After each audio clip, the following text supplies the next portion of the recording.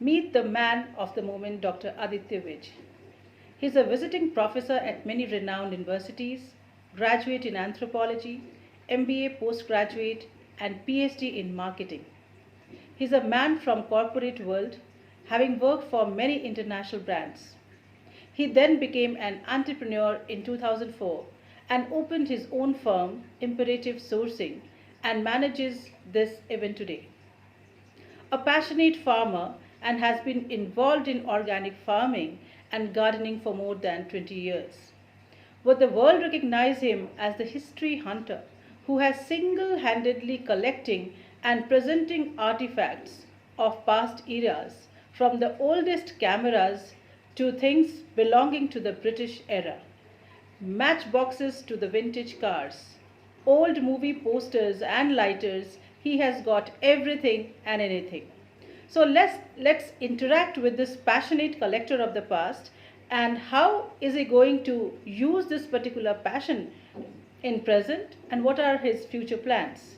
Welcome Dr. Viz to this online session of VS International College.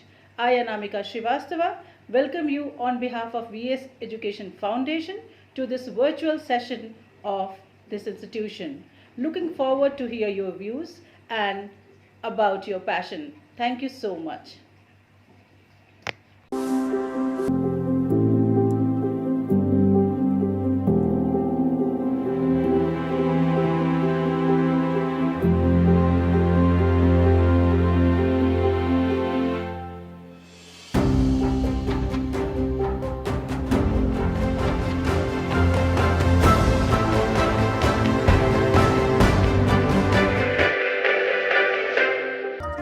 A movie poster was earlier hand painted first, and everybody could recognize a movie star and then litho printed to be made it into a poster.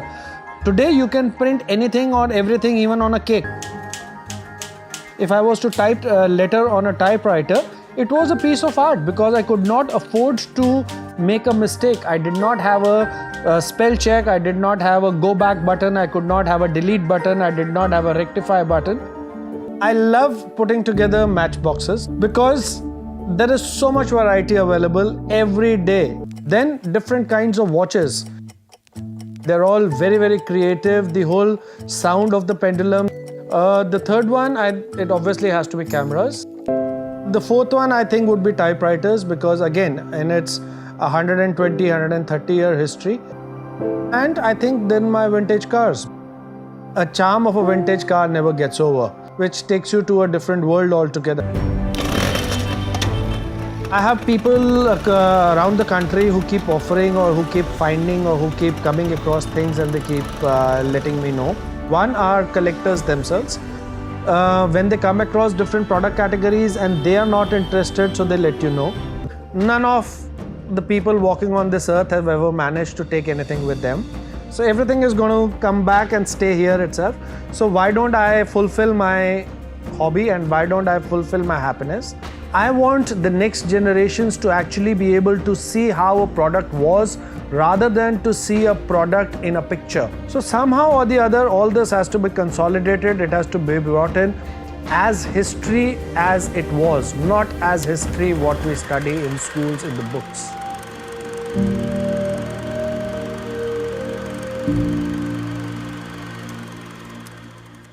A cell phone is actually, as we say, the murderer of the camera industry.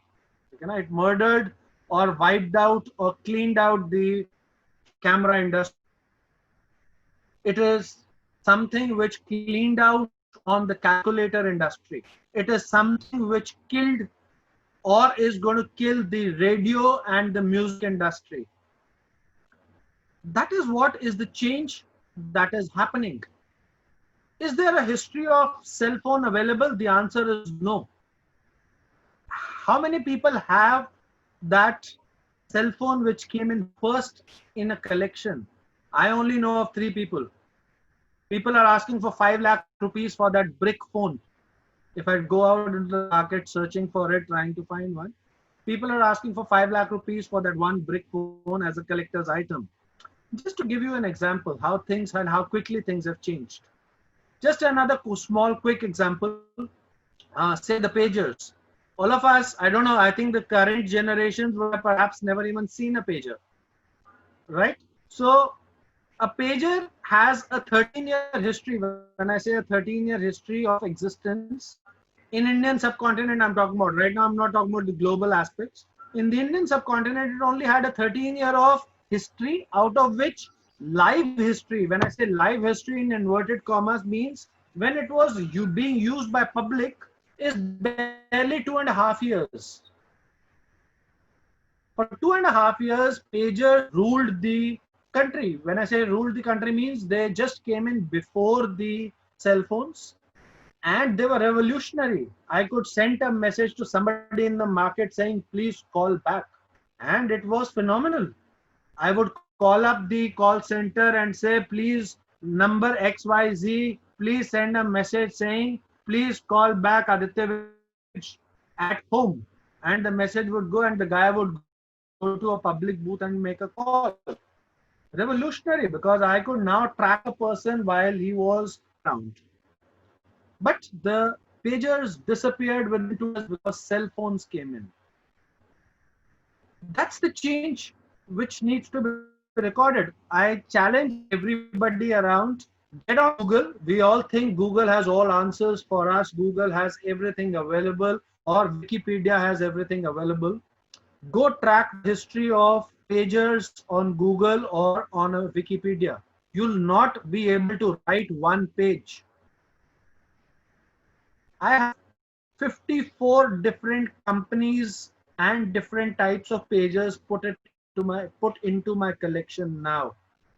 There is no record of how many companies made the pagers, what were the different types of pagers, how were they used. That's what I try to do as a collector. I try to write down, or I try to put together the unrecorded history, the history which was never mentioned, the history which never came in. And this aspect of mine, I can go on talking for hours, honestly, on this. I don't know how many stories that I can talk of on these, just to give you an example of how little history actually gets recorded. Not even 6% to 7. Oh, okay. I thought somebody was saying something, but I think somebody switched on the mic by mistake. So technically, only about 6 to 7% history gets recorded. The rest of the history never gets recorded. The rest of the history is just overlooked because it's not considered very important or very crucial. So that's what I try to do. I try to put together the unrecorded history. I try to put together the unknown historical components together. And by doing this, this is what actually caught the attention of every media house that came across. They saw something different being done. They saw that something was being put together which was not easily available. As a matter of fact, I'm in talk with a couple of media houses based out of Hong Kong and Singapore these days, to cover up a story which I've written in this lockdown, or I've been discovering in this lockdown, and it is on the 141 years history of postcard. We have a simple postcard. I'm sure all of you have seen. All our lives we've been receiving letters on the postcards.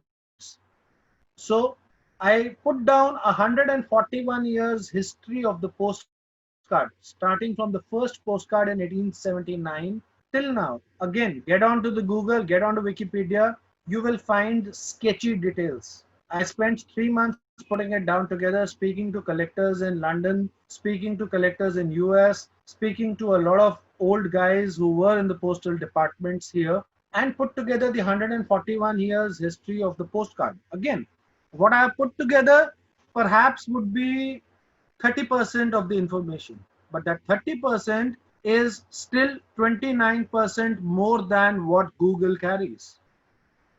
So that's what I try to do as a collector. And a lot of international media luckily saw value in it, and I have a lot of media coverages which have been going around. There are perhaps about close to 95 odd interviews.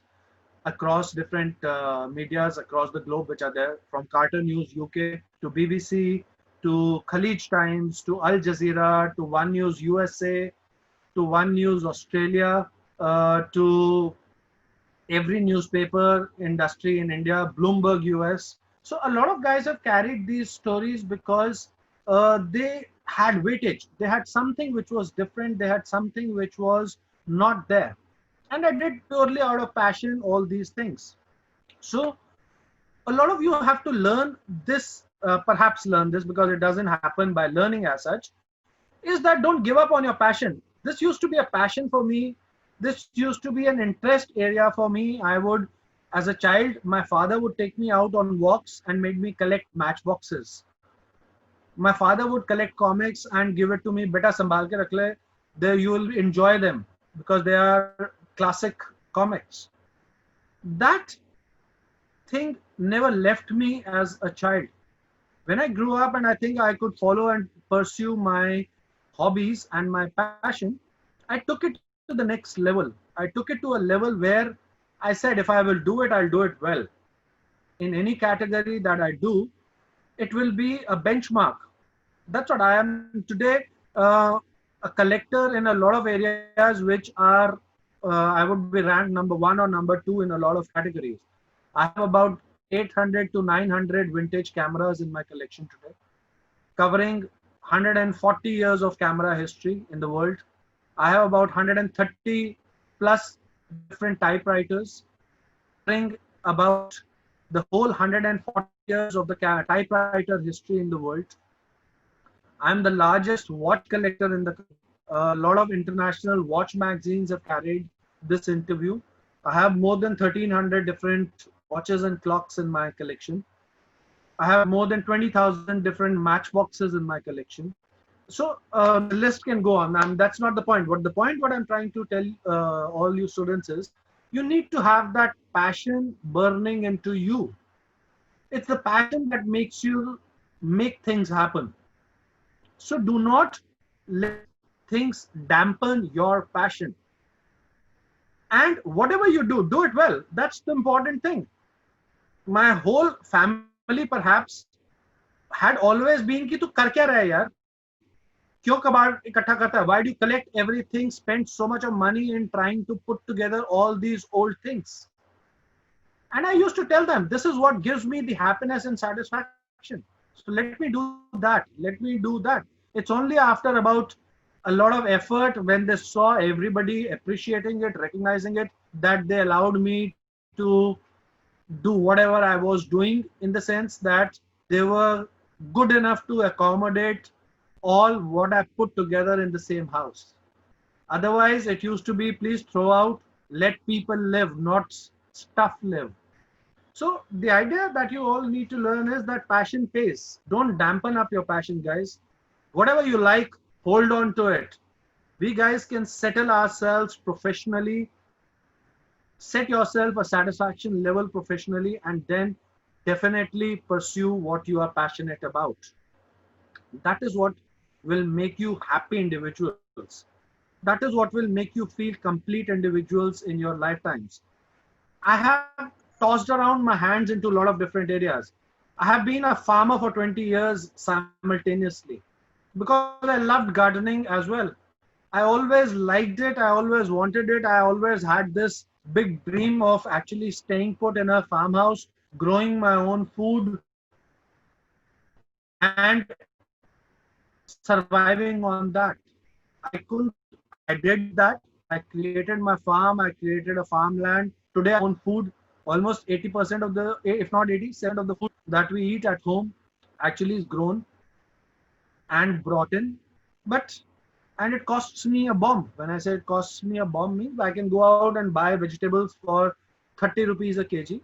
But by owning the land, by making people work there, by maintaining it, by securing it, it perhaps costs me 10 times. But the satisfaction and the happiness it gives me is unmatched. It gives me a lot of good feel factor. You have to learn to satisfy yourself as well on those elements. You have to let yourself be happy with what you like. And for doing that, you have to do well what you are choosing to do. I luckily did well with my what I was doing professionally by joining the fashion industry. I simultaneously started teaching. I taught with a lot of universities. I was pushed into that no, since you are doing this, you must do your PhD. I actually did my PhD much later in life. I actually dropped off my PhD only about last year. And I did it because I said, okay, why not? Let there be another feather in what you're doing well. Let it be also an aspect of that I did this as well. It should not go down as, yeah, ye reh gaya. I did not do this. I let this situation go. I never wanted to do that. So that is what you have to roll or let things flow up with, guys. If you have to live a life, you have to learn to take it up and let it happen. And if you have to let it happen, be good at it. Give it your best shot, and it will happen. Trust me, it will happen when you do that with your willingness of doing things. So that's what I would like to tell all of you. There's one more thing I think which I should share. I don't even know if Anamika is aware of that or if anybody else is aware of that. In this whole storyline, I also have a 1 year of experimental story of being a test driver for a Formula One cars. When they were brought in into India, we had an F1 circuit which was created into India. I'm sure you know, for 3 years we had an F1 circuit which was running, and we were having F1 races happening here. So my passion for off-roading and my passion for driving also got me on to be test driving a few cars. So I've test driven almost for about a year a lot of racing cars on the F1 tracks for them. I've driven the Lamborghinis for them. I have driven a lot of Mahindra cars for them. I have tried the Audi's sports cars, testing them, which are there, of course. But they've always been there to give them the feedbacks. But the thrill and the excitement that it was giving me for almost about 1.5 years while it was being done was unmatched. So that's what I'm saying. You need to actually explore. You need to let go yourself to be doing things. That's what makes you actually enjoy and do what life would be termed in as a satisfactory, happy life factor. I look back and I say, fine, guys, whatever time I spent, whatever I did, I used my time that was available on my hands well. So that's what I would like to say. And anything else that you guys would want to know, would want me to share, want me to tell, I'm here. Thank you. To see your collection, if you can just move your camera, is it possible to I can show you something which is here. There are some stuff here. You can see the watches, right? I rotate the camera around. Okay. You can see a public phone here. You can see a gramophone behind that. You can see, you can see, right? Guys, you can see, right? Yes, sir. Okay, so you have a couple of typewriters Yes, here. yes. What else do we have here? Behind that, what you see is a Second World War projector used by the American Air Forces to actually figure out where the bombs are to be dropped. So the projectors which were there, so these were brought into India by the Britishers while the Second World War was going on. You can see, of course, a lot of watches, clocks. You have a lot of vintage black and white photographs here on the walls. What else? You have a few vintage bottles here. Then what else can I? Okay. You have some vintage vintage TV, a few vintage gramophones. You have. Wait, let me take off the wire so that I can move around. Okay. Yeah.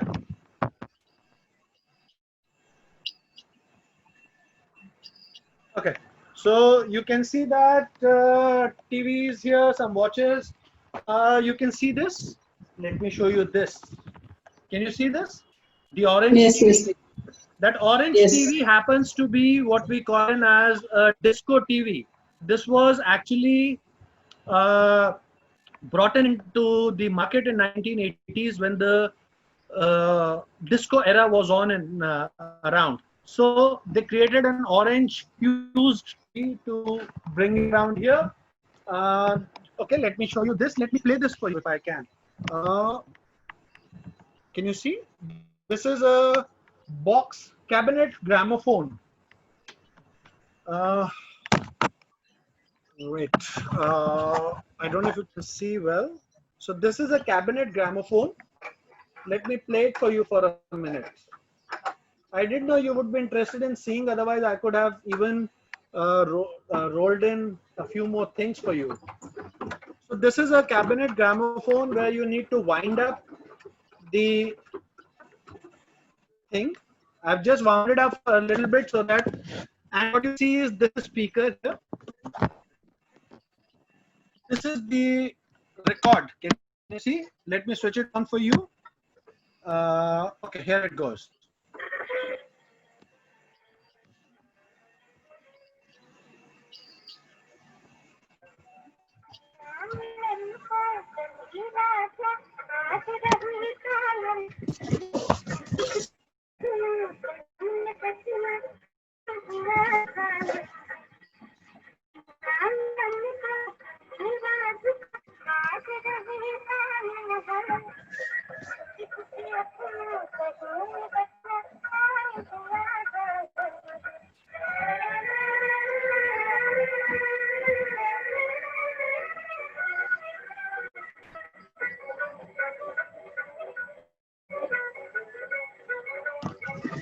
Okay, so the song can go on for. I don't think we'll be able to see your collection of vintage cars. I think it will be somewhere. Cars, I'll have to go out That and will, show you. no, Always no. do that. Hi, Noon. Otherwise, You you will wanted to lose see your that? net connectivity. Don't go. No, no, yeah, no, I will. That's not the challenge, but I would have to. Let me see if I can try. But in the meanwhile, I can see a few more things if you want. Like, you can see this. Those are a collection of hotel matchboxes I was sorting out yesterday. And what else should I show you around? Okay, you can see. Okay, you can see some more TVs. This is 2000s. So now you're compacting. This is a TV again, which is now got compacted into small TVs, gramophones, a lot of more things around here, which I can actually show you. But to be able to see the collection, I think you have a lot of videos which are available as well. यहाँ पे तो इतना clear, you will not be able to see a lot of things very clearly.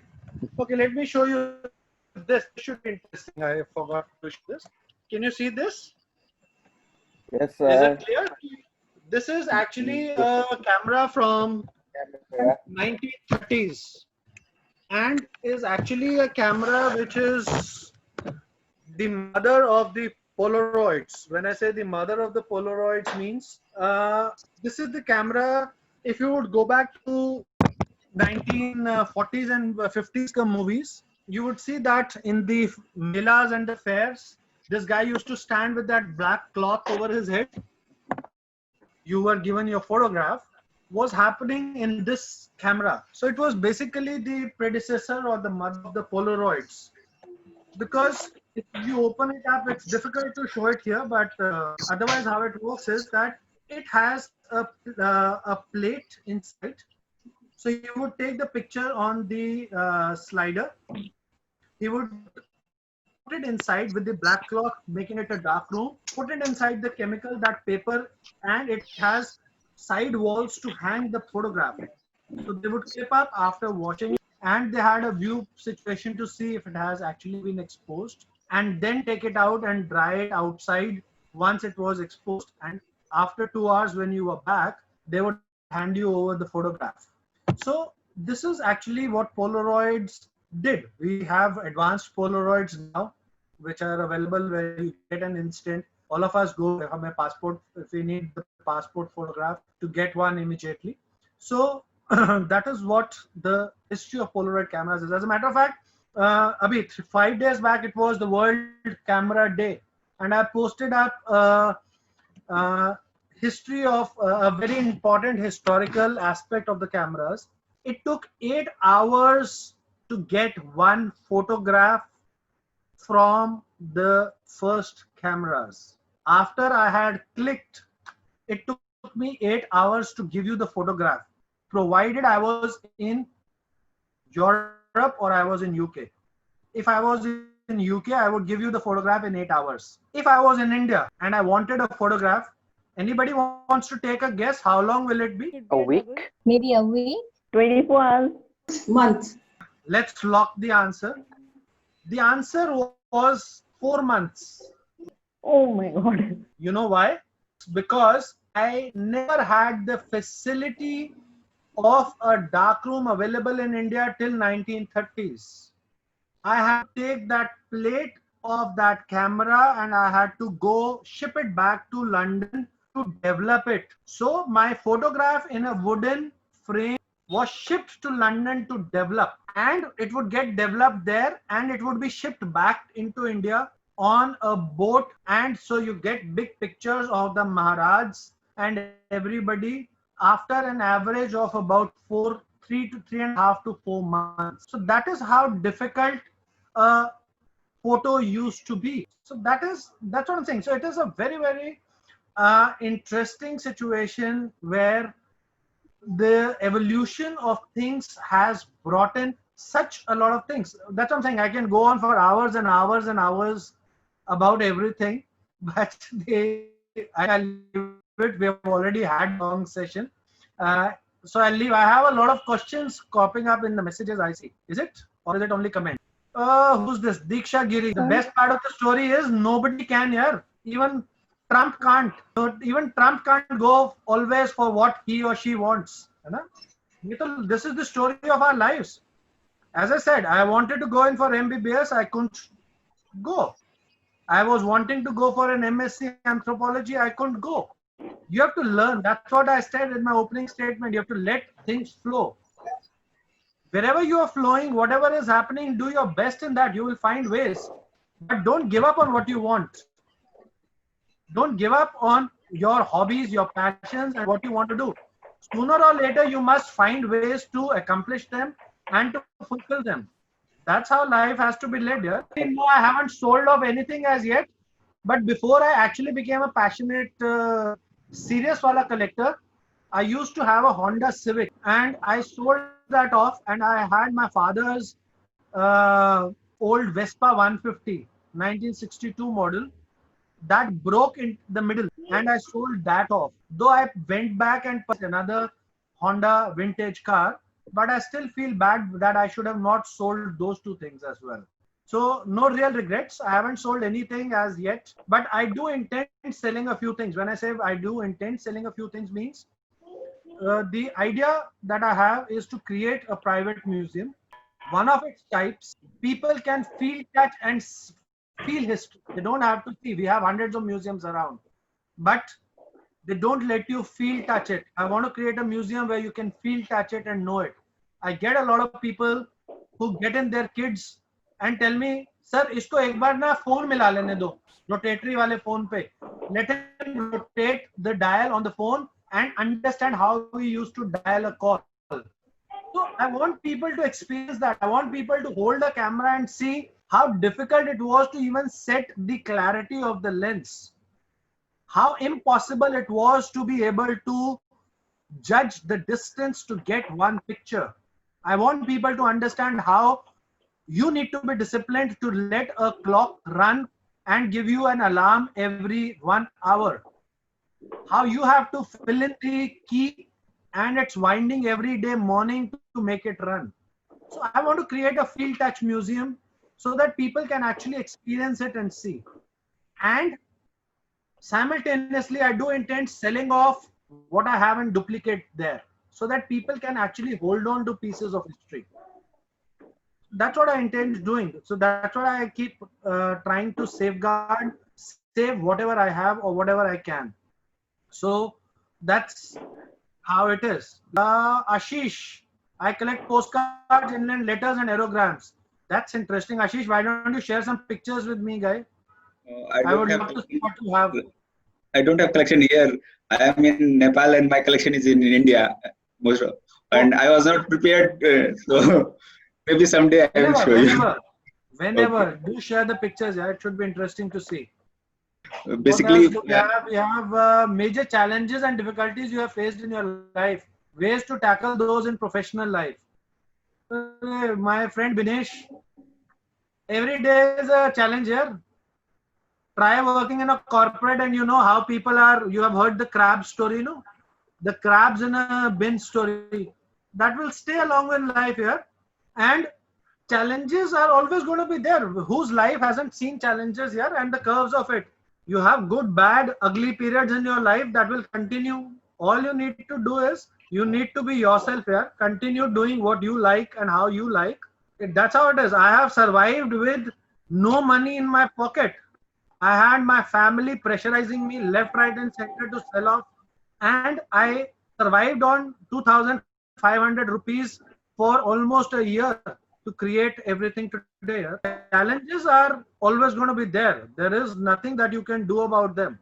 Anything that you want to collect but not able to get it now, Mr. Ranjit, again, I will spend a few days in telling you that I want so many things that you will not even imagine. 3 days back, somebody was offering me a Toyota Crown 1982 model. I would have picked it up instantly to save it, not for reasons anything else, but the challenge is I don't have place. I have 21 vintage cars. Where else do I park them? So that is the challenges here. What I want to collect, it is an endless list. I want to collect everything here. Anything which is old, I would love to collect it. We are losing that 93% of the history every day.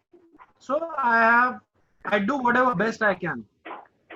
Every day, if you check early morning, unluckily, I don't have I love you messages on my phone every morning. I have messages of 500 people offering me different things. Sir, do you want this? Do you want this? Do you want this? Every morning, I have about 50 different products which are offered to me if I want to buy them out. But I can perhaps only buy 1 or 2 of them out. Otherwise, if it was in my hands, I would buy everything out here because I would like to save them. So what I want is immaterial. I want everything here. The challenge is what I can is what the point is.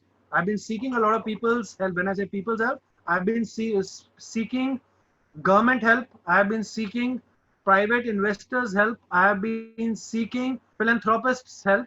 But very few people understand the concept as well, unluckily. Okay, let's quickly look at what is the other one. What are the hurdles for getting into passions you faced? Of course, families are hard to convince about offbeat careers and passions. As long as you know how to stick to your guns, people will follow. Very famous thing, no? One positive man in an army is majority. So all you need to be that one positive man. I have to do this and I'm sure about doing this is what matters. The rest follow. It may take time. So you have to learn to be self-assured about what you're wanting to do. Arjun, I don't yet sell it here. The only profit that I have is that I'm recognized. I am recognized and I get a lot of people wanting to now come back, asking for information, asking for things, trusting me. Before, a lot of people who want to buy something come back to me seeking an advice. That should we do it, should we not do it, is what is the point. So I take it as my profit. I take a lot of people appreciating what I do as the profit. Monetary profits, I haven't really thought of it. Actually, my question is pretty off-beat. Since you have been collecting these things, you have been actually collecting histories, right? So I have a question that which is very important to you, a vintage car or an old man? I don't compare things to people here. Things are to be kept, people are to be enjoyed.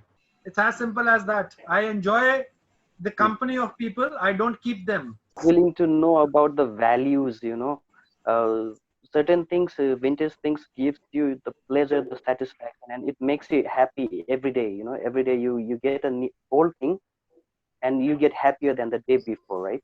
But Yep.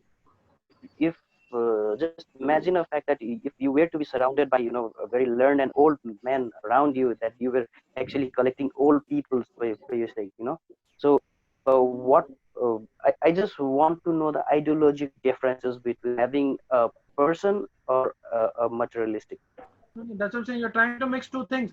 It is good to have people around here, and it is best to hear from them. And I from everybody, but I don't take their advice as applicable on me. I take their advice and see it from their perspective. I would hear everybody out. I would want to listen to everybody out. Maybe if I hear 10 people, I'm sure there are 2 of them who have adapted to different things better than me. So I would want to know how well did they adapt to certain things. But as they say, there's a very famous saying, no, you should do what you think is the right thing to be doing, but not before you have heard everybody out. So I would love to hear out. I hear my mother tell me 30 things every day. Dr. Aditya, I would like to ask one thing. That you spend a fortune on buying all these things. How do you manage the authenticity of the article that you bring in? Like at times you might end up buying a fake article in the name of authentic one. So what do you do to manage that? Anamika, I have been hoodwinked quite a few times earlier. I have picked up stuff which has not been authentic quite a few times earlier. And unluckily, a lot of times I have trusted people online and picked it up as well. But that's okay, because it made me learn. I knew that this is not authentic and this is not, and this is the other things which I need to look. So eventually down the years, now I proudly would end up saying that 90% of the things that I know with my field touch. So 90% of the things which I have, with my field touch experience and actually studying it out, I can make out if it is a genuine or not. Unluckily, the market is flooded with fakes. Let me also tell you that. And the other thing is that there are people or there are whatever companies or places which are so good that they can reproduce things which are better than the original, which means they can fake it up so well. But that's a part of the thing. Yeah? You have to learn to gauge it. Unluckily, in our countries, the part of the world that we stay in, there are no authenticating bodies which can authenticate it for you. A lot of times I have had loggerheads with a lot of museum heads as well, because they also don't know. I ask them for giving me an input, or I ask them about telling me about some things. They're clueless, trust me. So there is a challenge, but you have to learn it with what you research, what you study, and your field touch. That's what makes you get or lay your hands on what is actually authentic. What is your suggestion to students about passion they have which lead them to successful and being famous? Yeah, Arjun, as I said, it's fantastic to have a passion, but you have to also learn you need to survive in this world. You have to first create or first make a base for your bread and butter. The minute you think your bread and butter is safeguarded, pursue your passions full time. But don't do that at the cost of your bread and butter. The world outside is not a very nice one. Having passions is wonderful, but not at the cost of your bread and butter. So, as I said, I slept over it. I slept over it for almost about 17 years. And I did not do anything because I was very clear. Let me settle down my bread and butter, and when I will do it well. I will not do it half-heartedly. That's what you have to learn to do. Settle out a mark. Everybody has a different benchmark here. I may be happy with a cycle.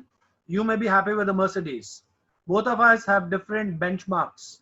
Set out your benchmark. Where are you happy with? What is what is it that you want in life as your bread and butter, and pursue your passions post that, or pursue them simultaneously. I know people who are working in corporates, they're friends, and in the evenings they are stand-up comedians. Good, na? Why not? Or in the evening they are playing music in the clubs. Nobody is stopping you from doing or pursuing that passion. I don't know, none of you is there with me on Facebook. Yesterday I had a picture with this Amit Tandon. He's a friend of mine. All of you know who Amit Tandon is, I believe, the stand-up comedian who's there. This guy is a full-time engineer. He worked for almost 12 years before he gave up to being a full-time stand-up comedian. That's how the story is here. Everybody does it like that. Some people are turning passion to startup and entrepreneurship. Absolutely. You can start up, do a passionate startup. You will be a very lucky man to start up with your passion and be successful. A lot of guys open restaurants straight away because that's their passion. A lot of guys open up coaching institutes of different areas, domains, because that is their passion. So if you can do that, why not? If your passion can earn you money, okay, we have next one. How should the government support individuals like you in restructuring? Lady, governments do nothing. Please remember, governments are as self-centered as they are least bothered. I have spoken to everybody. I have spoken to different governments here back in India. The only person that I ever thought was the Chief Minister of Delhi, Sheila Dikshit. She was a very passionate lady. She understood the concept. Post her, I have tried it with a lot of different people and different governments. Unluckily for governments, it makes little sense to do that. They don't maintain their own museums. Yeah, what will they do for other things? I think we are done with the questions now. Thank you, Dr. Aditya Vij, a man with such diversified interests. It was a real awesome session that we could get. So it's because of passionate people like you that we get we get to know more about such advancements that we have come through. Like you showed how the culture has been changing with one single stuff like mobiles and telephones, how it has come up. So it is because of you people and your collections that we can really know about it. And we would really look forward to your museum. That is a dream of yours. And it was great to know about the concept of the adaptability that you conveyed to us. And from this session, we really learn about the passion that we need to follow. We need to follow our passion, and it was really wonderful to see all your collections, sir. Thank you so much for such a wonderful, informative session. It was a really enlightening session for us. I would like to request Anamika ma'am to say a few words. Thank you, Aditya, for coming in this on this online session of our college. Thank you for passion has to be followed, but not at the cost of bread and butter. I think you have talked about Abraham Maslow's hierarchy of needs. First, the basic needs has to be fulfilled, then we can go up higher in the pyramid. Thank you so much coming and talking to my students. It was a lovely, very entertaining, very informative session. Hope my students, they must have learned a lot of you, a lot of things from your saying, from your journey, from your tale, and number of things. Thank you so much, Dr. Aditya. Thank you so much for being a part of this online session. Thank you, Namika. Thank you, Sonam, and everybody who joined in. Let me extend invite to anybody of you or everybody of you, whoever is whatever time coming into Delhi. You are more than welcome to come and have a look at the things personally. That's an open invitation. You are more than welcome. Yeah, one day I'm planning to take all my students to your museum and hope to see a big museum, Aditya's museum, installed in Delhi, and hope I will bring my students to make them visit that place. Of course, that will happen. All the best. Sooner or later it will happen, that's for sure. But in the meanwhile, still I have a decent place to make people come and have a look. I almost have people popping in every now and then. So anybody who is in this part of the country or in this part of the world, you're more than welcome to come in and have a look if it is of interest to you. you haven't, I didn't know I would have to show a little bit around. Otherwise, I would have taken it on my phone and shown you around some vintage cars and some vintage two-wheelers and my camera collection. But till then, till the time that I can actually see you physically, you're more than welcome to actually get onto Google or get onto YouTube, and you can see a lot of things which are posted up there. A lot of international medias have posted up a lot of images. Pinterest as well has a lot of pictures which are there. So every medium, every place it has. So till then you can actually Google it out or you can YouTube it and you can see a lot of things as such. All right, guys. Thank you all the participants who have participated in our Have a session, good day. and hope it was really insightful to everyone. Thank you so much. See you guys.